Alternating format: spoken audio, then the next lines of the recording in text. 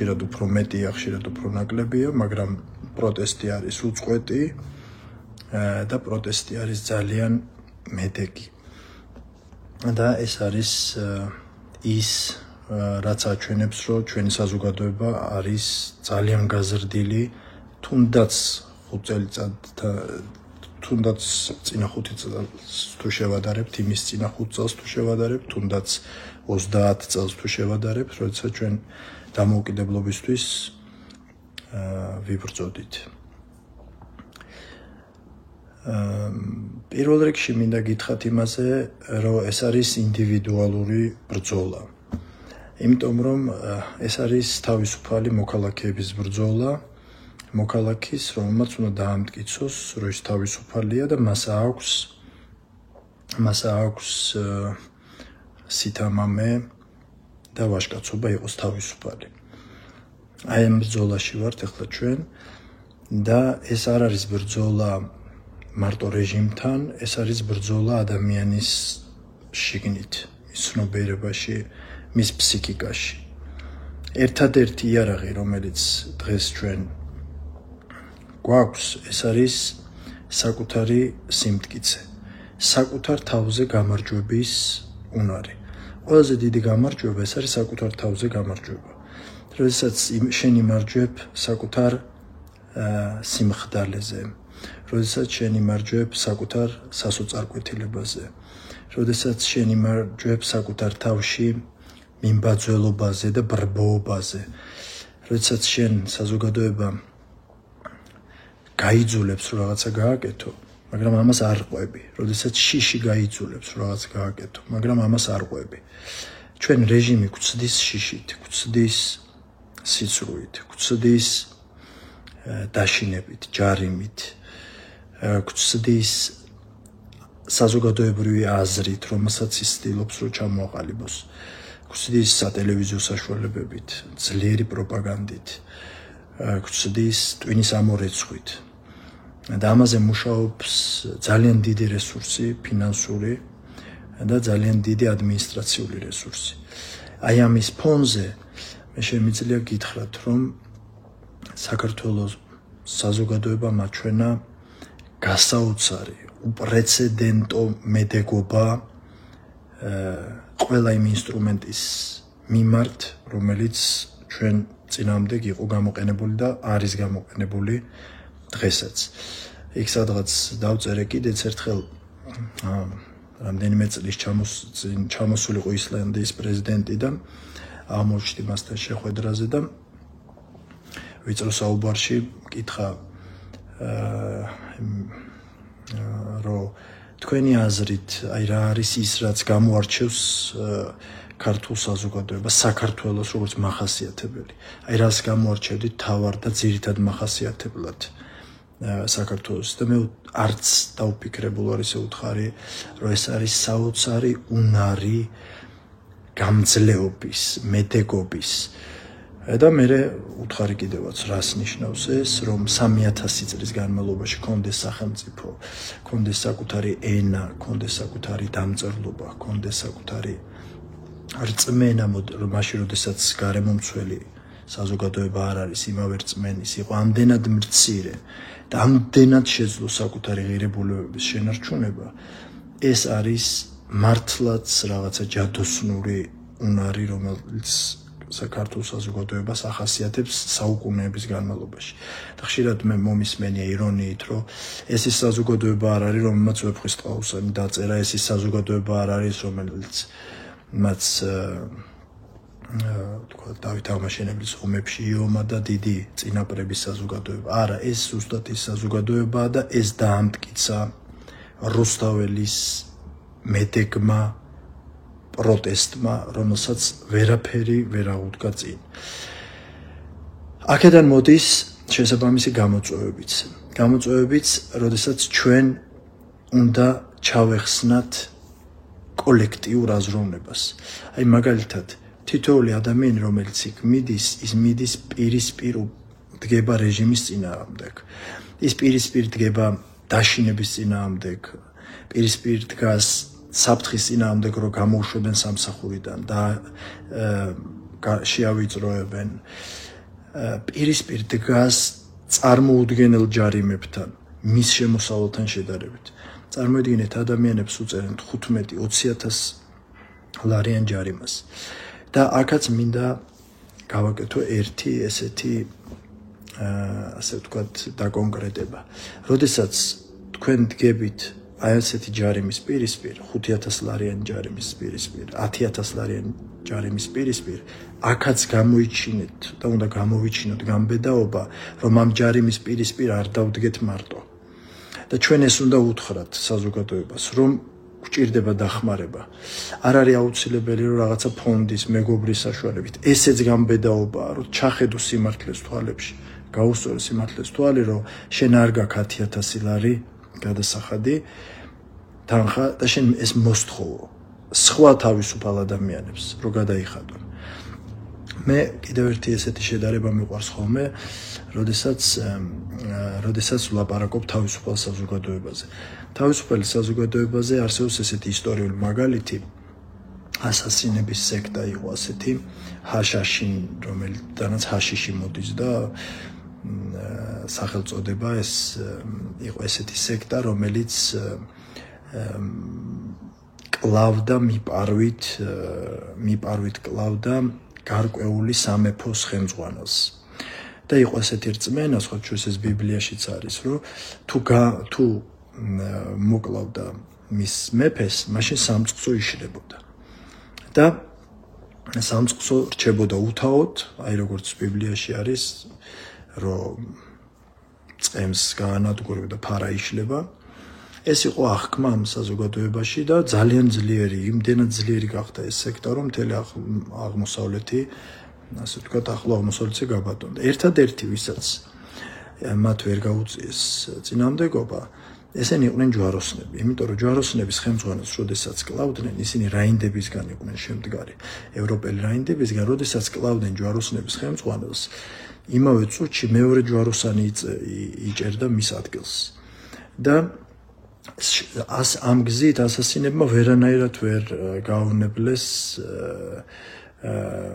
ჯვაროსნები, იმიტომ რომ თითოეული მისი ჯვაროსნების ლაშქრის თითოეული წარმომადგენელი იყო რაინდი და იყო პიროვნება და იყო თავისუფალი. აი ჩვენ ერთმანეთს უნდა დაუდგეთ გვერდით როგორც რაინდები. და მოვთხოვოთ ერთმანეთს, აი თუ გიჭირს დამეხმარე, თუ არ გიჭირს შენს გვერდით ვარ შიშის წინაშე. რა გვასუსტებს? გვასუსტებს ის, როდესაც ჩვენ ხედავთ გმირს, რომელიც დგას რუსთაველზე და შენ თუ არ დგახარ, ცდილობ რომ თავი გაიმართლო და ხშირად ეუბნები, რა აზრი აქვს მან დგომას. ხო, მაინც შედეგს ვერ აღწევ. ან წახვალ დასასვენებად რამდენიმე დღე და იმისთვის რომ თავი გაიმართლო, ჩამოდიხარ და ეუბნები. რაღაცა სხვა არის მოსაფიქრებელი. ასე დროს საკუთარ თავში უნდა გაამარჯვებინო გამბედაობას და საკუთარ თავში უნდა გაამარჯვებინო ბრძოლის უნარიანობას. და არ უნდა გადასცე სასოწარკვეთილება და საკუთარი თავის გამართლებით სასოწარკვეთილება არ უნდა გადასცე შენს თანამებრძოლს, ვინც გვერდით გიდგას.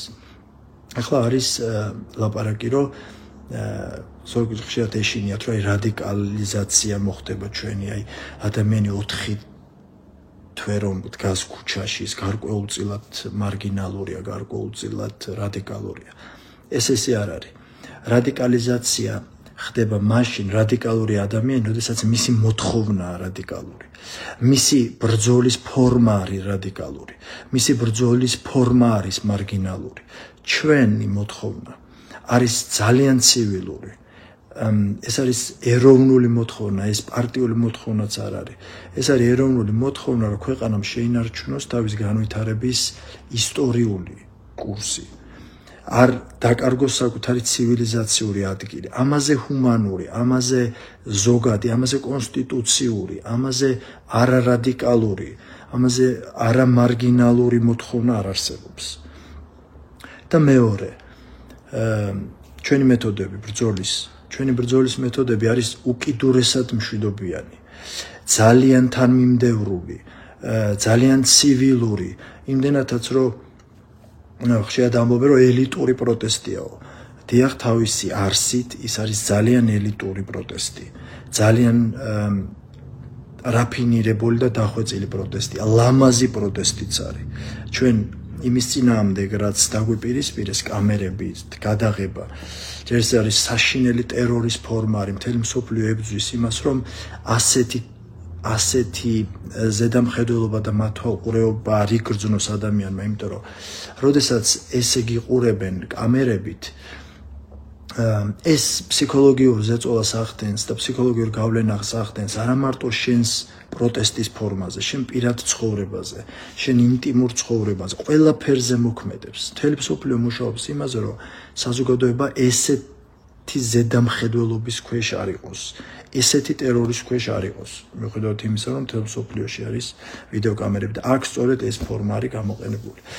და ჩვენი მიუხედავად აი ასეთი ტერორისა, პროტესტი გახდა ლამაზი, საინტერესო. ადამიანები მოდიან განსხვავებული ნიღბებით, განსხვავებული ტანსაცმლით. იმდენად საინტერესო არის ხდება თითოეული ადამიანი ჩემთვის, როგორ ჩაიცმევს, როგორ მოვა, როგორ მივესალმებით ერთმანეთს, როგორ ამოვიცნობთ ერთმანეთს. აი ამ ავტორიტარიზმის, ამ ერთფეროვნების, ამ უნიფორმიზაციის პირისპირ საზოგადოება მაჩვენა არაჩვეულებრივი მზაობა და ასე ვთქვათ, მიდრეკილება მრავალფეროვნებისკენ. ამიტომ თუ ვინმე აი ამ საოცარი მოთხოვნის და ცივილური მოთხოვნის პირისპირ და აი ასეთი ცივილური ფორმის პირისპირ მოახდინა საკუთარი თავის რადიკალიზაცია, საკუთარი თავის გაშავება და საკუთარი თავის, ასე ვთქვათ, მოკვეთა საზოგადოებისკენ, კეთროვნად ჩამოაყალიბა საკუთარი სხეული, ეს რეჟიმია. და ეს რეჟიმი არის, ეს რეჟიმი წარმოადგენს დღეს რეჟიმმა ჩაიგდო საკუთარი თავი კეთროვან მდგომარეობაში. ის მთლიანად მოკვეთილია საზოგადოებისგან. ის გახდა ხისტი, დაუნდობელი, რადიკალური, არაადეკვატური არის. არა მარტო დაკარგა საზოგადოებასთან წვდომა, არამედ ის გახდა საოცრად გაბოროტებული საკუთარი საზოგადოების მიმართ. ეს პირდაპირ ნიშანია იმის, რომ მათ არანაირი მომავალი არ აქვთ და არანაირი პერსპექტივა არ აქვთ.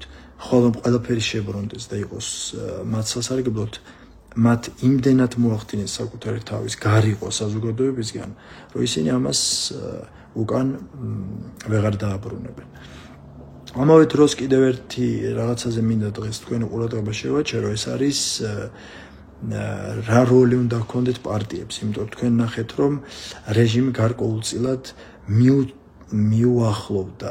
მიუახლოვდა პარტიებს და ასე ვთქვათ, გამოწვევა გააკეთა მათი მისამართით. პროკურატურაში არიან დაბარებულები, შეიძლება უფრო მეტი პოლიტიკური პირი დაიბარონ პროკურატურაში. და ამავე დროს ჩანიშნული არის აქცია 31 მარტის, სადაც უნდა გამოვიდეს მათი აზრით და პრეზიდენტის, ასე ვთქვათ, მოწოდებით საზოგადოების დიდი ნაწილი. ვფიქრობ, რომ აი ესეთი ხალხმრავალი შეკრებები ძალიან კარგი არის, როდესაც ვაგულიანებთ ერთმანეთს, ხელახლა ვხედავთ, რომ ძალიან ბევრნი ვართ, ამით მხნევდება საზოგადოება. მაგრამ ამავე დროს მნიშვნელოვანი არის, ჩვენ გვესმოდეს, რომ ასეთი შეკრებებით პრობლემა უცბად არ წყდება. ამას ვამბობ იმიტომ, რომ შემდეგ ამან არ უნდა გამოიწვიოს იმედგაცრუება, ამან არ უნდა გამოიწვიოს ჩვენი თქმა, რომ აი კიდევ შევიკრიბეთ და არაფერი არ მივიღეთ შედეგად. მე რო ვიყო პირადად პოლიტიკური პარტიების ადგილას, პოლიტიკოსების ადგილას, მათ ასე ვთქვათ, ლიდერების ადგილას, ჩემ დღის წესრიგად დავისახავდი ზუსტად იგივეს. რასაც ვისახავ მე როგორც ერთი პიროვნება ჩემ ამოცანად. და ეს ამოცანა არის ის, რომ გავაძლიეროთ ერთმანეთი შინაგან ჭიდაობაში რეჟიმის პირისპირ. ჩვენ ერთმანეთი უნდა გავაძლიეროთ. აი რას ვისურვებდი, რომ 31 მარტს მე ვიხილო. მე ვისურვებდი თითგაძლიერებული პოლიტიკოსების დანახვას, რომლებიც პირისპირ დგანან რეჟიმის წინაშე და მზად არიან, რომ არ დათმონ საკუთარი ქვეყანა იმ უბედურებისთვის, რასაც ასეთი განვითარება ქვეყანას გვადის. ასეთი დრამატულ უკუსლას დემოკრატიაში, ასეთ დრამატულ უკუსლას საერთაშორისო ურთიერთობაში, სტრატეგიულ პარტნიორებთან ურთიერთობაში. აი ჩვენ უნდა მე ვისურვებდი, რომ დამენახა ერთად მყოფი ერთმანეთის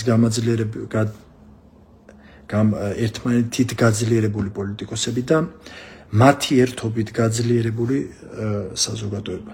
როდესაც მე ვიცი, რომ მე დამაჯარიმეს 5,000 ლარით, 20,000 ლარით, 30,000 ლარით და მე ვიცი, რომ ჩემს გვერდით დგას ძლიერი თავისუფალი მეგობარი, თავისუფალი საზოგადოება. მე ვიცი, რომ ჩემს გვერდით დგას ასეთი 10, ასეთი 100, ასეთი 1000, ასეთი 10,000 ადამიანი, რა თქმა უნდა, მე დაუმარცხებელი ვარ ნებისმიერი რეჟიმის, ნებისმიერი საგარეო წყალის პირისპირ. ზუსტად ასევე მე უნდა ვიგრძნო პოლიტიკოსებისგან, რომ ისინი ჩემთან დგანან, რომ ისინი მე მაძლიერებენ, რომ ისინი აქ არიან, რომ ისინი გვერდით არიან, რომ მათი შესაძლებლობებით არიან გვერდით. სასამართლოს ხდომაზე, ელჩებთან შეხვედრაზე მე ვიცი, რომ ბევრს აკეთებენ ისინი და თუ რამის დანახვა არის სასურველი, ამის დანახვა არის მათგანაც სასურველი. ამიტომ მე ვფიქრობ, რომ პროცესს არ უნდა შეგვეშინდეს ამ პროცესს, არ უნდა მოვიბეზროთ ეს პროტესტი. იმიტომ რომ ჩვენ უკან დასახევი არ აქვს. როდესაც ამბობენ, რომ აი დაიღალა ხალხი, აი სახლში შეიყუჟა ხალხი, დაშინდა ხალხი. სანაცვლოდ რა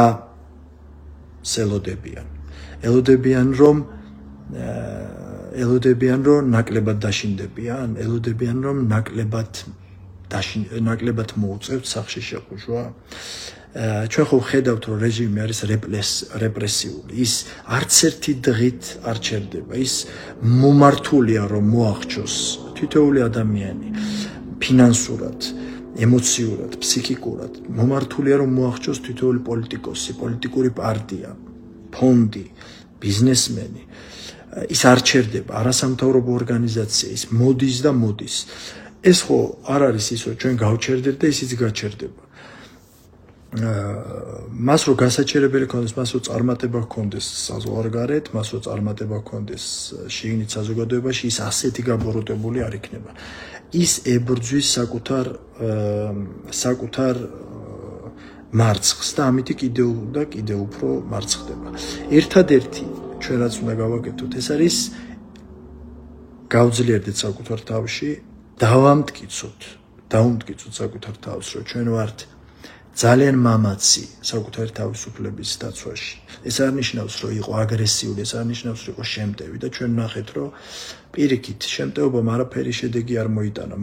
შეიძლება თუ იმეს აქვს ამის შესაძლებლობა და იყოს უფრო შემტევი და უფრო ასე ვთქვათ, ძლიერი რეჟიმის წინააღმდეგ, რა თქმა უნდა, ამას ყოველთვის მისასალმებელია, მაგრამ ვინც დგას, მან უნდა იცოდეს, რომ ამას ძალიან დიდი შედეგი მოაქვს. ამას მოაქვს შედეგი ის, რომ რეჟიმი ხდება უფრო მარგინალური, უფრო რადიკალური, მეტს აშავებს ჩვენი თავისუფალი ადამიანების წინააღმდეგ, ვინც გამოვხატავთ მშვიდობიანად საკუთარ პროტესტს იმის მიმართ, რომ საზოგადოება და ქვეყანა მიდის არასწორი მიმართულებით. და რა თქმა უნდა, ეს იმხრობს საზოგადოების მეტ და მეტ ნაწილს. დღეს შეიძლება ვიღაცას ეშინია, ხვალ ვიღაცა ფიქრობს, რომ აზრი არ აქვს, ვიღაცა შეიძლება დღეს სარგებლობს, მაგრამ რაც უფრო მეტი დრო გადის, მეტი ადამიანი ხედავს და კიდევ უფრო მეტი დაინახავს, რომ ამ რეჟიმს არ აქვს მომავალი. რომ საკუთარი საზოგადოების მიმართ ასეთ მოპყრობას არ აქვს მომავალი და რომ ეს ადრე თუ გვიან და უფრო ადრე ვიდრე გვიან დასრულდება. და დასრულდება იმდენად მოულოდნელად, რომ ბევრი თვითონაც გაოცებული დარჩება. იმიტომ რომ ბუნებაში არ არსებობს არაფერი, რაც არის გაშიშებული. ან ის მიდის წინ, ან ის მიდის უკან. ჩვენ რასაც ვხედავთ, რეჟიმი ცდილობს რომ გაშეშდეს პოლიტიკურად, აჩვენოს სპორტული სიახლეები პოლიტიკური ნაცვლად, შემოეღოს რეპრესიები, მაგრამ თვითონაც გრძნობენ და ჩვენ ზუსტად ვიცით, რომ ისინი მიდიან უკან. ისინი თმობენ პოზიციებს, ისინი არიან უფრო მეტად დამნაშავე საზოგადოების წინაშე და უფრო მეტად იზოლირებული და მიუღებელი დანარჩენი მსოფლიოსთვის, ვიდრე ვინმე ამას ისურვებდა. ამიტომ არ შევშინდეთ, არ შევიყუჟოთ. ძალიან ბევრი ადამიანი დგას, უმეტესობა დგას ტროტუარებზე, რაც აძლიერებს იმ ადამიანებს, ვინც დგას ცენტრალურ ქუჩებზე, დგას ძალიან ძლიერი, ძალიან შემართებული ახალგაზრდობა, ამ ქვეყნის მომავალი და ის ამ ქვეყნის მომავალს აუცილებლად დაიმკვიდრებს. გავიმარჯვოთ საკუთარ თავებზე და გამარჯვება უფრო მალე მოვა, ვიდრე ჩვენ ამას ველოდებით. დიდი მადლობა.